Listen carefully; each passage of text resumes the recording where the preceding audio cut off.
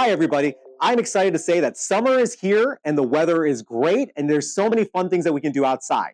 Now, one of the challenges is that we have a huge heat wave coming. And with that, we have to worry about our patients. We're learning about hyperthermia. We're learning about heat exhaustion, heat stroke. But I got something for you guys. You are just as susceptible to all these things as our patients. Now, one of the things we don't talk enough about is that EMS clinicians, both fire and EMS, are all athletes. We have to treat ourselves that way. We have to hydrate. We have to eat right. We have to take care of ourselves and each other and watch out for each other.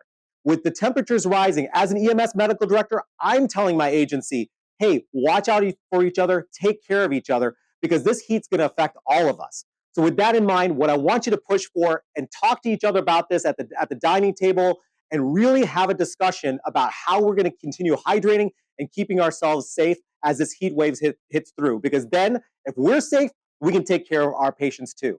Have a great day, guys.